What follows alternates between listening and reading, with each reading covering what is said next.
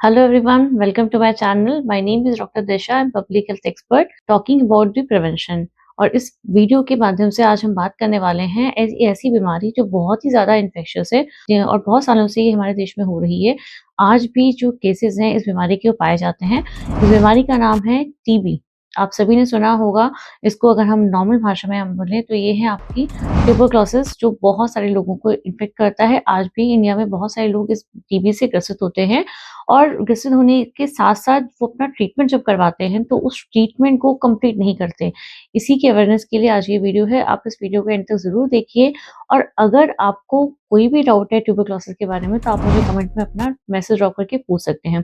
इस वीडियो के माध्यम से आज हम समझेंगे कि ट्यूबरक्लोसिस जो है कैसे होता है, ये किस तरीके से आपके अंदर आ सकता है, कौन-सा बैक्टीरिया इसको कॉज़ कर सकता है, इसका क्या कोई इलाज अवेलेबल है और इसके ट्रीटमेंट को नहीं लेने से क्या-क्या प्रॉब्लम हो सकती है। तो चलिए आज की जो वीडियो है उसको हम स्टार्ट करते हैं, ट्यूबरक्लोसिस की संपूर्ण जानकारी।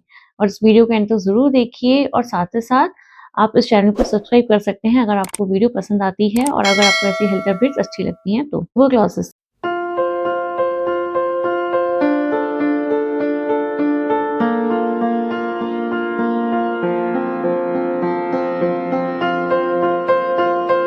क्या है ट्यूबरक्लोसिस? ट्यूबरक्लोसिस एक इन्फेक्शियस डिजीज़ है।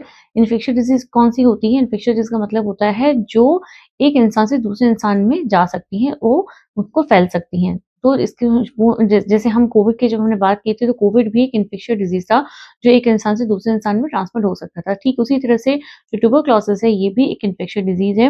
ये किस बैक्टीरिया से होती है? ये माइकोबैक्टीरियम नामक बैक्टीरिया से ये ट्यूबरक्लोसिस बीमारी होती है। ये बैक्टीरिया का काम क्या होता है, जब भी आपको किसी इंसान को अगर खाँसी हो रही है, जो जिसको टीबी से अगर वो ग्रसित है, उसको अगर खाँसी हुई है और सपोज़ उस इंसान ने खाँसा है सामने, तो जो ड्रॉपलेट्स होते हैं, उस जो ड्रॉपलेट्स के अंदर ही माइकोबैक्टीरिया है, ये ट्रैवल कर सकता है और किसी दूसरे इंसान के अंदर ही जा सकता है।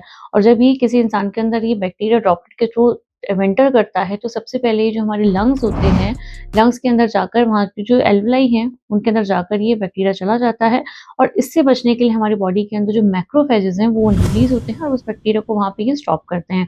अब अगर आपकी इम्यूनिटी बहुत अच्छी है, तो जो मैक्रोफेजेज़ हैं, वो इस बैक्टीरिया को वहाँ पे खत्म कर देंगे। कुछ केसेज़ में ऐसा हो सकता है, अगर वो इम्यूनिटी अच्छी नहीं है, तो जो मैक्रोफेजेज़ हैं, ये डोर्मेंट स्टेज में भी चले जा सकते हैं या फिर किसी और साइट पे भी ये जो बेसिलाई है, ये डोर्मेंट स्टेज में भी जा सकता है और ये बाद में कभी सिम्पटम प्रोड्यूस कर सकता है। तो इस तरीके से जो इसका मैकेनिज़्म है, ये जनरली एक इंसान से दूसरे इंसान में आता है, खाँसने से, छींकने से, ड्रॉपलेट इन्फेक्शंस के थ्रू उसके अंदर ही आ सकता है। ये जो बात है, ये तो हमने बात करी है पल्मोनरी टीबी के बारे में। अगर हम इस टीबी के टाइप्स की बात करें, तो जो टीबी है, ये सिर्फ़ एक तरह का नहीं होता। टाइप्स ऑफ टीबी में हमारे पास में बहुत सारे टाइप्स हो सकते हैं। सबसे पहला जो मोस्ट कॉमन टाइप है, वो तो पल्मोनरी टीबी है। पल्मोनरी मतलब जो लंग्स का टीबी है, फेफड़ों का, वो है हमारा सबसे मोस्ट कॉमन। इसके अलावा जो टीबी होता है, वो होता है extra pulmonary TB. Extra pulmonary TB होता है जो लंग्स के अलावा दूसरे ऑर्गन्स का हो रहा है। वो कौन-कौन से हो सकते हैं?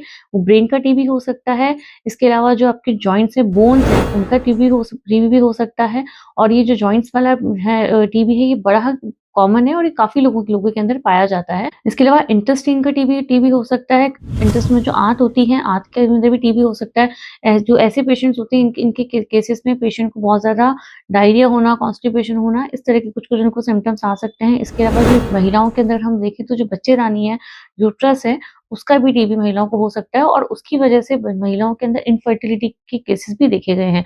तो इस तरीके से सिर्फ लंग्स का टीबी नहीं होता, बहुत सारे जो टाइप्स हैं, इसके अलग-अलग ऑर्गन्स का टीबी भी हो सकता है।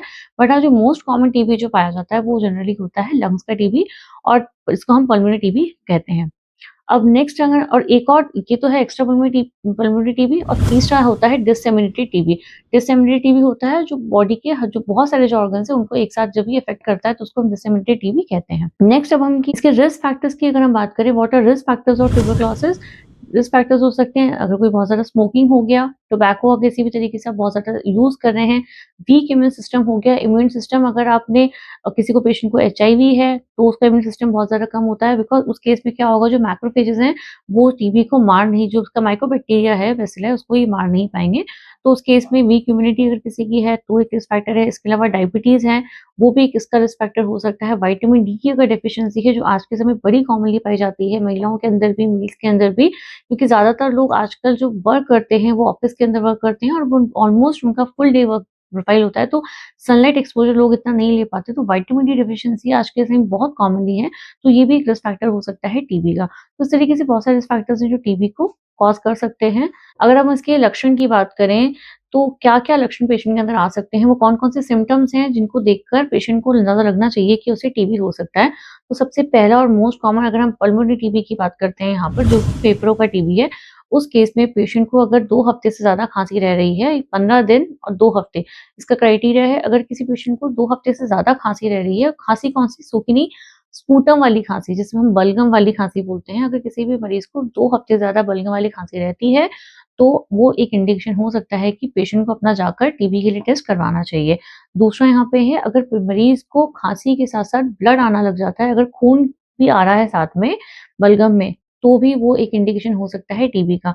इसके अलावा पेशेंट को फ़ीवर रहना, फ़ीवर इस तरीके का होना, बहुत हाई ग्रेड फ़ीवर नहीं है, बट फ़ीवर रहना, थकान रहना, कमज़ोरी आना और वो लंबे समय तक वो चलते रहना, भूख नहीं लगना, भूख का एकदम से खत्म हो जाना, ये सारी चीज़ें जो है पेशेंट के अंदर एक इंडिकेशन दे सकता है कि पेशेंट को टीबी हो सकता है और वो जाकर अपना चेकअप करवा सकता है। अगर हम ये तो हमने सारी बातें करी पल्मोनरी टीबी के बारे में, अगर किसी पेशेंट को एक्स्ट्रा पल्मोनरी टीबी है, तो जिस जगह का उसको टीबी होगा, उस जगह के हिसाब से उसको लक्षण आ सकते हैं। फॉर एग्ज़ाम्पल अगर हम किसी को इंटेस्टाइनल टीबी की बात करें, जो आँत का टीबी किसी को होता है, तो उन मरीज़ के केस में अगर हम बात करें, तो उन पेशेंट को कभी उनको डायरिया हो सकता है या उनको कॉन्स्टिपेशन हो सकता है, मतलब उनको जो मोशंस होंगे वो उनको कभी बहुत ज़्यादा हो सकते हैं, बहुत कम हो सकते हैं, उनको भूख लगना कम हो सकती है। ऐसे अगर हम किसी यूट्रस की बात करें, कि किसी महिला को यूट्रस का अगर टीबी हो जाता है बच्चेदानी का, तो उस केस में महिला जो है वो कंसीव करने में उनको दिक्कत आ सकती है, उनको इनफर्टिलिटी हो सकती है।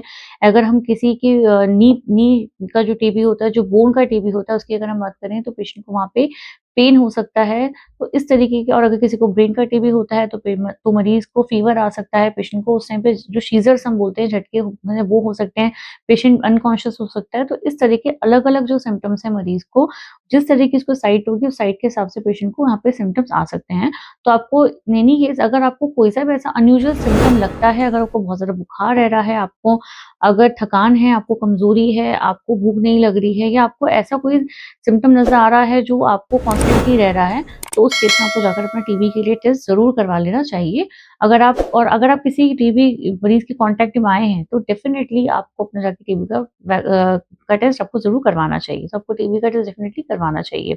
नेक्स्ट अगर हम बात करें, तो कौन-कौन से टेस्ट हैं जो टीबी के लिए किए जाते हैं। इसमें जो टेस्ट किया जाता है टीबी के लिए, जो टेस्ट होता है, जो मेन इम्पोर्टेंट टेस्ट, वो होता है यहाँ पे स्पूटम टेस्ट। स्पूटम में हम क्या करते हैं, स्पूटम फॉर एएफबी। जो एएफबी है, ये इसका एसिड फास्ट बेसिलाई है, जिसको हम मायोबैक्टीरियम जो ट्यूबरक्लोसिस है, उस वो ये बैक्टीरिया के लिए इस स्टेन को किया जाता है। बेसिकली स्लाइड होती है, उस स्लाइड के ऊपर स्टेनिंग करके इस बैक्टीरिया को चेक किया जाता है। तो स्पूटम है, स्पूटम एग्ज़ामिनेशन होता है सबसे पहला। इसके अलावा सीबीसी हो गया, सीबीसी जो हमारा कंप्लीट ब्लड काउंट है, वो किया जा सकता है। उसके अलावा ईएसआर करवाया जाता है, आपके इन्फेक्शन को चेक करने के लिए, और जो एक्स-रे है, एक्स-रे चेस्ट है, वो भी इसके अंदर करवाया जाता है। एक्स-रे की अगर हम बात करें, जो आपकी साइट है, साइट के अकॉर्डिंगली आपका एक्स-रे करवाया जाता है। अगर आपको किसी बोन का टीबी है, अगर आपको नी जॉइंट का है, तो फिर आपका एक्स-रे नी जॉइंट का करवाया जाएगा। इसके अलावा स्पूटम एएफबी है। तो ये सारी चीज़ें जो हैं, ये टेस्ट हैं इसके, जो टीबी के लिए किए जाते हैं। अब इसमें एक चीज़ और इम्पोर्टेंट है, कई लोगों के केस में से देखा गया, जो टीबी का बेसिलाई है, ये कई बार ग्रैनुलोमा बना लेता है, ये जाकर डॉर्मेंट स्टेज में चला जाता है और वहाँ पे ग्रैनुला फॉर्म कर लेता है। तो जो कई ऐसे मरीज़ हैं जिनको हो सकता है इस समय उनको टीबी नहीं है, बट कई सालों बाद जो है उनको टीबी डायग्नोस हो सकता है, जब उनके अंदर ये लेटेंट फेज़ में टीबी का जो बेसिला है, वो अगर चला जाए तो। अब अगर हम इसके जो ट्रीटमेंट की अगर हम बात करें, तो ट्रीटमेंट के अंदर ये इम्पोर्टेंट है, यहाँ जो टीबी का जो ट्रीटमेंट दिया जाता है, एक होता है शॉर्ट टर्म रेज़ाइम और एक होता है लॉन्ग टर्म रेज़ाइम। जो शॉर्ट टर्म रेज़ाइम होता है टीबी का, वो जनरली दिया जाता है 6 मंथ्स के लिए, और जो लॉन्ग टर्म रेज़ाइम होता है, वो ज़्यादा समय के लिए दिया जाता है, वो 18 महीने तक दिया जाता है, और उससे भी ज़्यादा उसको इंक्रीज़ किया जा सकता है। तो ये जो इसके ट्रीटमेंट दिए जाते हैं, ये ऑलरेडी गवर्नमेंट ने इसकी कैटेगरी बनाई हुई है टीबी का, ऑलरेडी गवर्नमेंट ने फुल फ्लेज एक प्रोग्राम ऑलरेडी रन कर रहा है। इस प्रोग्राम के अंतर्गत आपको बहुत सारी जो मेडिसिन्स हैं, आपको जो दवाइयाँ हैं, वो ऑलरेडी दी जाती हैं। आप सभी ने डॉट्स का नाम ज़रूर सुना होगा, और जो डॉट्स है, उसके अंतर्गत ही ये सारी जो मेडिसिन्स हैं, यहाँ पे दी जाती हैं। जो पल्मोनरी टीबी की अगर हम बात करें, पल्मोनरी टीबी में जो शॉर्ट टर्म रेज़ाइम है, उसमें 4 ड्रग्स दी जाती हैं। रिफैम्पिसिन है, आइसोनियाज़िड है, कैम्बिटॉल है और पायराज़िनामाइड है। इसके अलावा ये जो ड्रग्स हैं, ये 6 मंथ तक पेशेंट को दी जाती है। इस पे जो फ़ेजेज़ होते हैं, ये जो दवाई दी जाती है, इनके भी अलग-अलग फ़ेजेज़ होते हैं। एक होता है इनिशिएशन फ़ेज़, मतलब जिससे हम शुरुआत किया, दूसरा होता है कंटिन्यूएशन फ़ेज़। तो इस तरीके से 2 फ़ेज़ में जो ट्रीटमेंट है, उसको डिवाइड किया जाता है, और जो कुछ मरीज़ होते हैं उनको कैटेगरी वाइज़ भी अलग-अलग कैटेगरी में टीबी के जो मरीज़ हैं उनको रखा जाता है। ट्रीटमेंट के बारे में हम डिटेल में बात करेंगे हमारी अगली वीडियो के अंदर, जिसमें हम डिटेल में डिस्कस करेंगे कौन-कौन सी कैटेगरीज़ हैं और उसका ट्रीटमेंट को किस तरीके से दिया जाता है। यहाँ अगर हम ब्रीफ में समझे तो 2 तरीके से यहाँ पे दवाई दी जाती है, एक होता है आपका शॉर्ट टर्म और एक होता है आपका लॉन्ग टर्म। आपको बस एक ही चीज़ यहाँ पे ध्यान रखनी है कि जो इसका ट्रीटमेंट है टीबी का, ये बहुत ही लंबा चलता है। मतलब फॉर एग्ज़ाम्पल अगर आज हम किसी इन्फेक्शन की बात करते हैं, तो इन्फेक्शन में आपने 14 डेज़ आपने एंटीबायोटिक ली, आपने 7 डेज़ आपने एंटीबायोटिक ली और उसके बाद आप क्योर हो सकते हैं, आप रह सकते हैं। बट टीबी के केस में जो आपका ट्रीटमेंट चलता है, ये बहुत लंबा चलता है, ये होता है 6 मंथ, तो हम शॉर्ट टर्म की बात कर रहे हैं। Long term is very long, जिसमें हम बात कर रहे हैं 18 महीने की और ये उससे भी ज़्यादा हो सकता है। तो यहाँ पे बहुत इंपॉर्टेंट है, आपको जो मेडिसिन्स लेनी है वो आपको कंटिन्यूएशन में लेनी है और टाइमली मेडिकेशन आपको लेना ज़रूरी है, वो आपको ज़रूर लेना है। यहाँ नहीं लेने से क्या प्रॉब्लम होती है, इसके बारे में अगर हम बात करें तो क्योंकि लोग यहाँ पर क्या सोचते हैं कि उन्होंने 1 महीना दवाई ली या 2 महीना दवाई ली, उसके बाद उनको थोड़ा रिलीफ आने लग गया, अब उनको लगने लगा कि मुझे बुखार नहीं है, तो उसके बाद वो अपनी दवाई लेने के लिए थोड़ा रिलक्टेंट हो जाते हैं, वो नहीं लेते हैं या फिर उस चीज़ को मिस कर देते हैं। इस वजह से उनके अंदर जो रेज़िस्टेंस है, उस दवाई का वो डेवलप होना स्टार्ट हो जाता है और यही रीज़न है एट प्रेज़ेंट जो हमारे पास में जो टीबी है, पहले तो नॉर्मल सिर्फ़ टीबी ही हुआ करता था, but at present drug resistance TB जो है वो भी आ गया है और ये पहले था मल्टी ड्रग रेज़िस्टेंस, जिसको हम एमडीआर टीबी बोलते थे और अब ये एक्सडीआर टीबी में भी कन्वर्ट हो गया है। तो बहुत सारे जो केसेज़ हैं वो देखे जा रहे हैं, रिपोर्ट हो रहे हैं एक्सडीआर टीबी के भी और एमडीआर टीबी के भी। तो इसलिए वेरी इंपॉर्टेंट कि जब भी आप अपनी मेडिसिन स्टार्ट करते हैं, तो उसको आप एंड तक ज़रूर लीजिए। अगर आपको 6 मंथ तक आप शॉर्ट टर्म के अंदर हैं, 6 मंथ में हैं, तो उसको आपको कंप्लीट करना है पूरी तरह से। अगर आपको लॉन्ग टर्म कैटेगरी में आप अगर फिट होते हैं, तो आपको लॉन्ग टर्म उसको लेना है और आपका जो भी हेल्थ स्टाफ है, जिसने आपको ये मेडिकेशन स्टार्ट किया है, उनके साथ जाके आपको कंसल्ट करना है। डॉट्स के केस में तो जो आपका हेल्थ केयर स्टाफ होता है, उसके सामने ही आपको मेडिसिन जो है ये दी जाती हैं और उनको बोला जाता है आपको मेडिसिन खा के वो रैपर उनको वापस देना होता है। इसके अलावा जो गवर्नमेंट ने टीबी के लिए इंसेंटिव्स भी स्टार्ट कर रखे हैं। इन सब के बारे में हम डिटेल में बात करेंगे हमारी अगली वीडियो में, जिसमें हम सिर्फ बात करेंगे ट्रीटमेंट के बारे में। यहाँ आपको बस ये याद रखना है कि आपको अपना ट्रीटमेंट ज़रूर करवाना है। इन समरी अगर अब हम बात करें, टेक होम मैसेज की बात करें ट्यूबरक्लोसिस के केस में, तो टेक होम मैसेज क्या है यहाँ पे? टेक होम मैसेज यहाँ पर ये है कि यहाँ पर भी आपको जितना जल्दी हो सके आपको ट्रीटमेंट लेना है। आपको जानकारी लेकर अपने पास रखनी नहीं है। इस जानकारी को पहले तो आपको शेयर करना है। दूसरा, अगर आपको कोई भी प्रॉब्लम लगती है, आपके साथ में आपको कोई सिम्पटम नज़र आता है, तो आपको जाकर इमीडिएटली अपना ट्रीटमेंट स्टार्ट करवाना है। दूसरा, आपको ट्रीटमेंट कंप्लीट भी करना है। It's very important so that आपका जो टीबी है, वो आपका एक्सडीआर टीबी में कन्वर्ट ना हो, बिकॉज़ अगर वो एक बार एक्सडीआर टीबी में कन्वर्ट हो गया, तो उसको ठीक होने में बहुत ज़्यादा टाइम लगेगा एज़ कम्पेयर टू जो वो नॉर्मल टीबी है। तो इस चीज़ का स्पेशली ध्यान रखिए कि आपको अपना ट्रीटमेंट हमेशा कंप्लीट करवाना है। दूसरा, टीबी के बारे में अगर हम शॉर्ट में बात करें, तो आपको सिम्पटम्स पे हमेशा ध्यान रखना है। अगर आपको खाँसी होती है 2 हफ्तों से ज़्यादा बलगम वाली, जिसमें खून अगर आ रहा है, तो आपको जाके चेक करवाना है। अगर आपको थकान रह रही है, आपको बहुत हल्का-फुल्का बुखार आ रहा है, जो शाम के समय ज़्यादा आता है, तो भी आपको चेकअप करवाना है।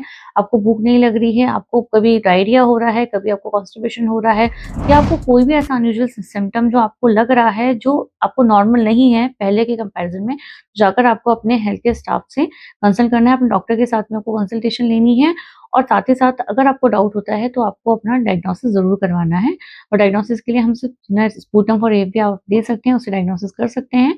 और इसके अलावा जो सीबी नाट है, सीबी नाट की जो टेस्ट है वो भी किया जाता है, वो जनरली ड्रग सेंसिटिविटी को टेस्ट करने के लिए जाता है कि जो मरीज़ है उसके अंदर सेंसिटिविटी कौन-सी ड्रग की अवेलेबल है। क्योंकि अगर पेशेंट को रिफैम्पिसिन के लिए अगर उसका वो नहीं है, सजेशन नहीं है, तो फिर पेशेंट को दूसरी दवाई यहाँ पे दी जाएगी। तो ये सारी बातों का आपको हमेशा ध्यान रखना है के बारे में। तो थैंक यू सो मच। आज की वीडियो के अंदर इतना ही। नेक्स्ट वीडियो में हम बात करेंगे ट्रीटमेंट के बारे में। और अगर आपको वीडियो अच्छी लगी है, तो वीडियो को शेयर ज़रूर करिए।